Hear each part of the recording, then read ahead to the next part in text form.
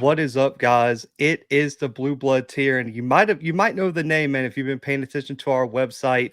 We got new Missouri State wide receiver AJ Toney with us today, transferred in from Samford, two-time SoCon All-American, looking to help Missouri State compete in the loaded MVFC, make their third consecutive playoff run. He joins Jason Shelley and a bunch of other amazing players over there at Missouri State. But man, AJ, appreciate you coming on the show.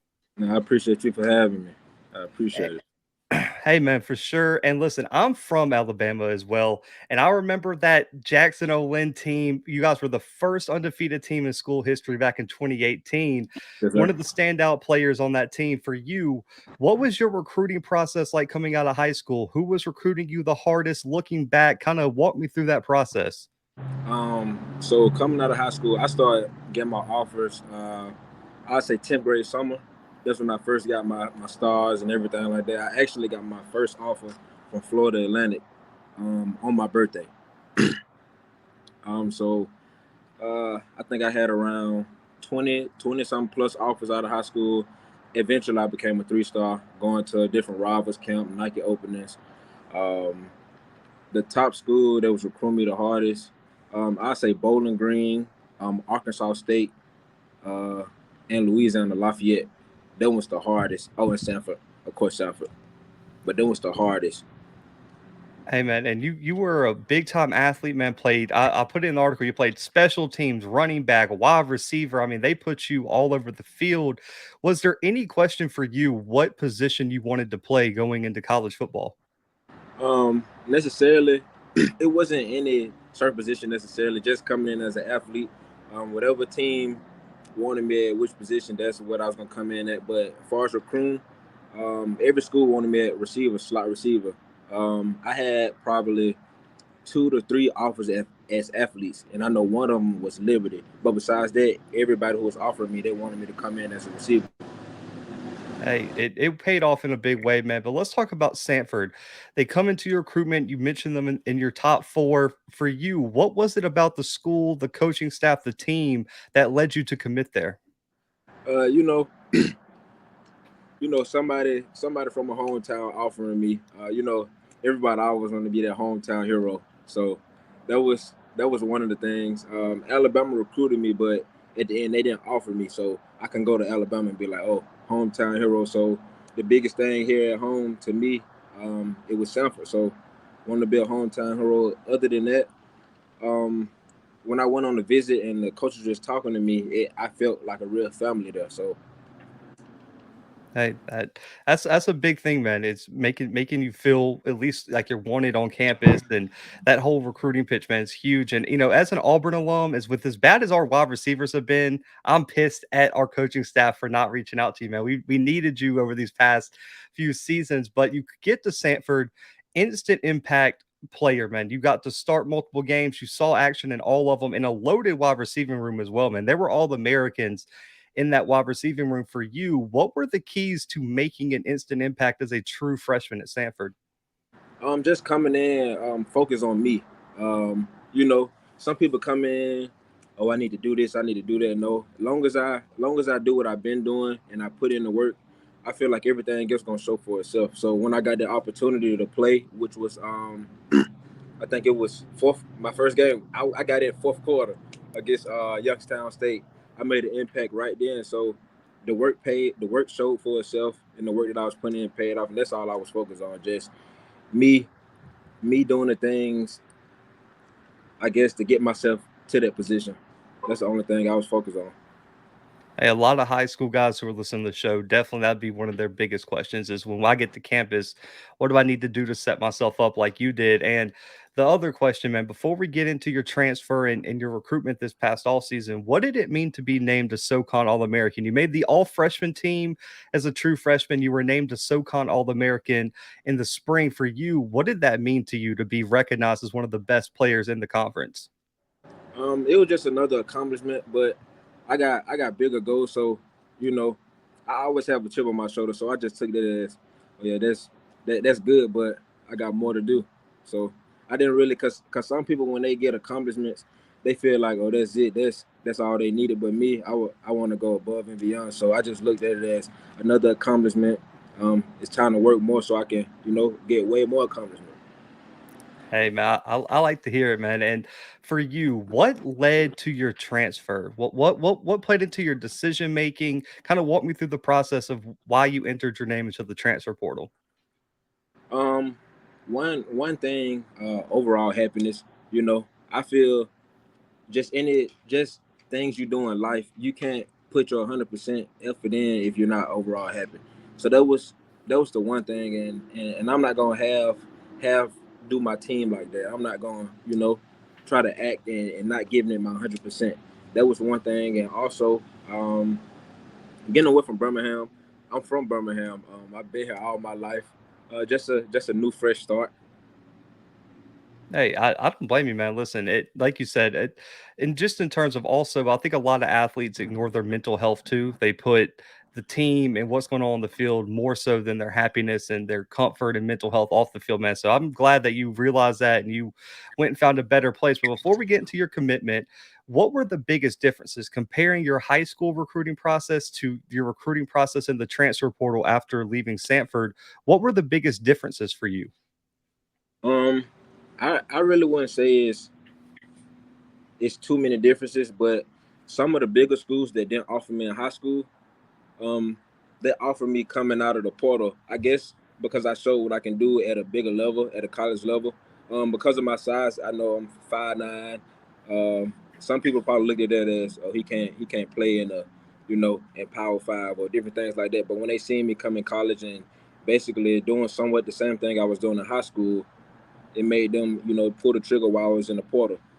Um, that's that's probably the biggest difference of my high school recruiting, because some of the schools that offer me out of high school, they also offer me while I was in the portal, plus more bigger schools. So Right, and you landed at Missouri State, man, and this is a team that preseason ranked top 5, has the reigning MVFC Offensive Player of the Year, a first-team All-American wide receiver in Tyrone Scott. I mean, the team is loaded.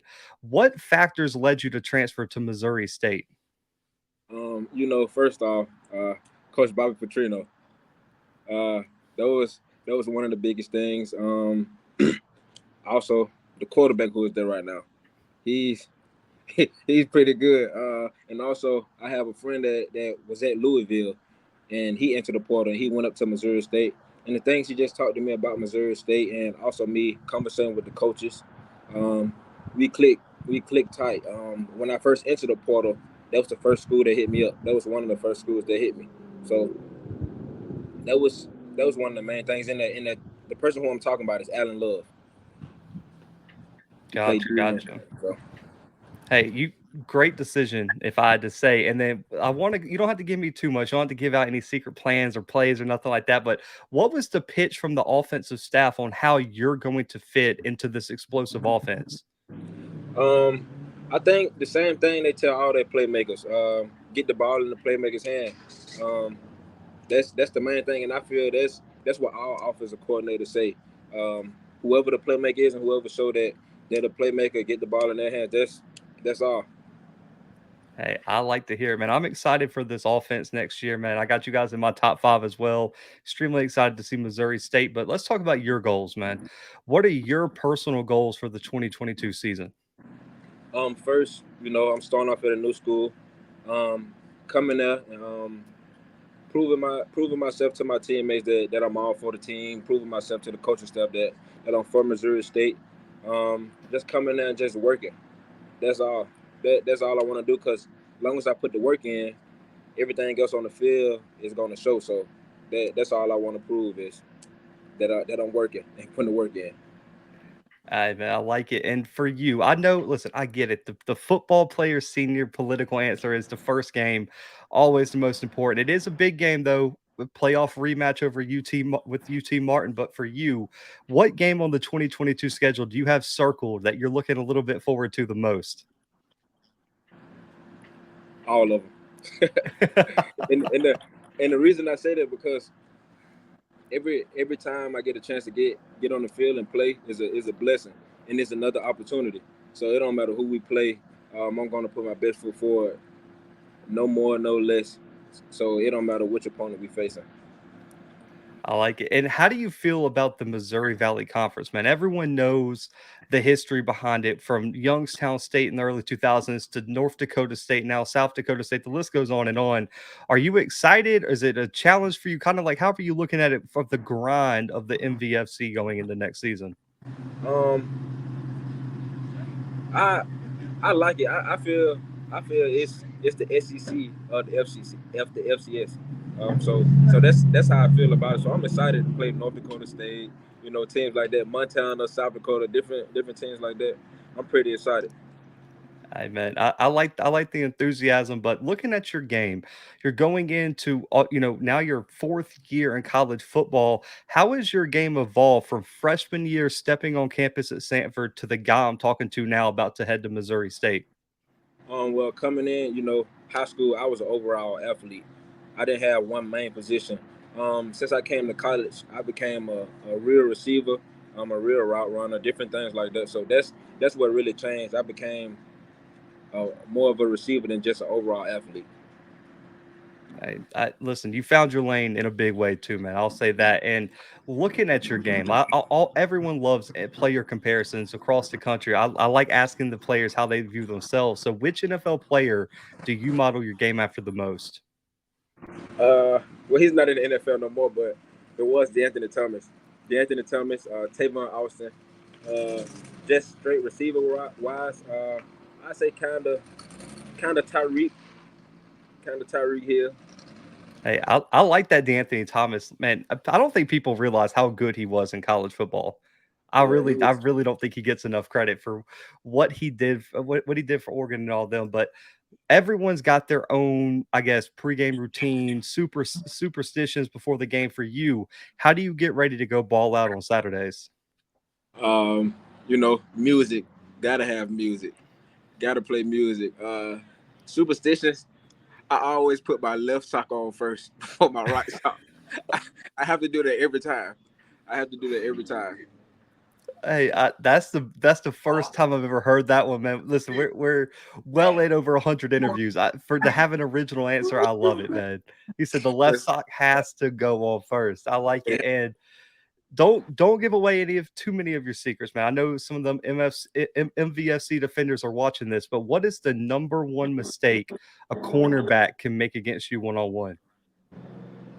playing one on one, playing man. He that's said, "Better get some help. Better get some help. Someone better be that's the there." that's the biggest thing. Just one on one. Cause I take one on one like I don't I don't know how to explain it. I take offense to that. You feel that apparently the defensive coordinator from that team feel that defensive player is better than me. So I take offense to that. So that's the biggest thing. Listen, I agree, man. Listen, I've watched the film. I agree with that. It's disrespectful to think he can guard me by himself. And I got a feeling you got to see a lot of double teams this year, man. So you got to be ready for that. But listen, every wide receiver I have come on here always snitches on DBs and say they're the biggest trash talker and that they just are defending themselves when they talk trash. For you, how big of a part is trash talking of your game? I don't really too much trash talk. I really don't too much talk in the game. Period. Like the DB can talk all day. But I'm not gonna really talk. But most of the DBs I went against, probably after every 3-4 snaps, he'll shake my hand. It really doesn't be too much talking. So I wouldn't even say just be the DBs that talking. I don't talk or the person who is across from me talk. But when games get real intense, of course everybody talking then. But just trash talking, nah, not too much. Hey, everyone's got their own game, and man, listen, the SoCon must have a bunch of nice guys, man. All the SoCon guys must be just all hanging out, man. Everybody from all the other conferences always are snitching on other players and saying, man, they talk trash to me first. So I like to hear that. Shake hands after every four plays. I like that. But what was your welcome to college moment, man? We all have one. Every player has one where it was just like, man, this is different. Let me see. We played Citadel. I think I called a hitch route. And the players were so bigger than me. This is my freshman year, and I think it's like our third game. I got picked up by all three of the linebackers. After the whistle was already blown and all, and got flipped. It's on Oh YouTube. man, It's on YouTube in the highlights. I'm gonna have to That call was my guy Willie. I'm gonna have to call my guy Willie Eubanks from the Citadel. He's a linebacker. I'm gonna tell him that was disrespectful. You, yeah, you that can't, was can't do that to my guy. yeah, that was my freshman year. That was my Oh freshman year. man, Yeah, that was my freshman year. hey, I like it, man. So to give a little bit of respect for the other side of the ball, who are some of the best defensive players you've ever had to face? Mm, you saying period? You saying in college or just Yeah, overall? just overall. Um, Doing the Nike openers and things, I went against people like Malachi Moore, DBs like that. So he was one of the best defensive backs I went against. I don't know his name, but he played for who what's their name? They're in Virginia, VMI. He played for VMI. I think he was number one. He was a pretty good DB.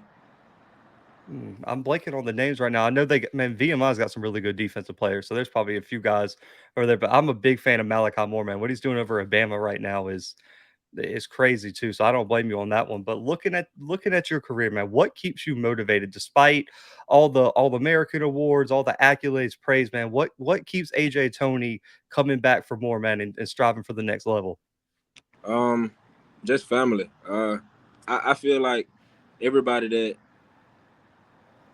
everybody that come from where I come from, um, they really want to make it for family to take care of our family. So that's what get me up every morning and to put in the work for my mom, my little brothers, and my little sister, just for my family. Period. So that's my motivation every day.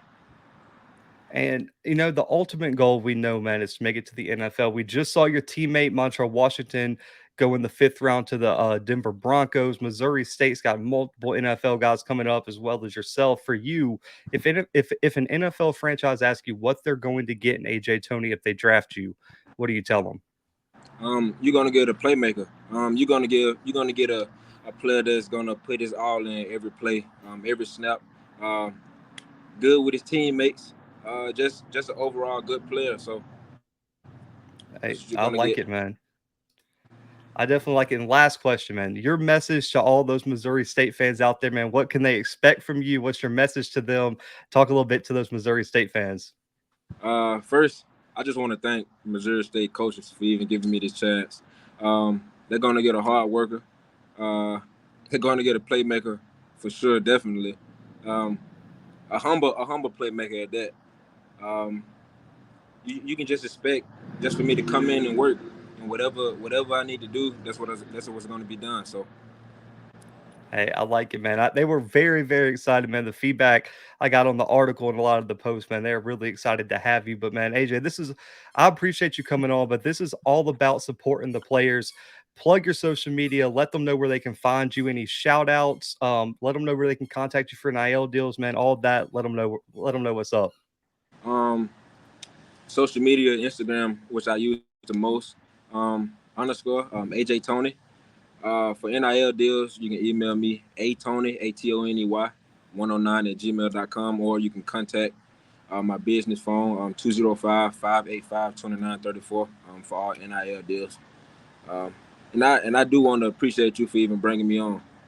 Hey man, for sure. Big fan. And I know we called up with each other after we dropped the article, man. Listen, I'm excited to see what you guys put on the field in 2022. I know you're gonna ball out, man. And listen, guys, AJ already saw our preseason FCS All-American. He said, look for his name next year, man. And so I got a good feeling he's gonna be on there. But guys, make sure to go follow AJ on all social media. If you're a company, hit my guy up, get him an NIL deal. It's all about supporting the players, especially at the FCS level, man. But for AJ, myself, and the Blue Bloods guys, we are out for right now.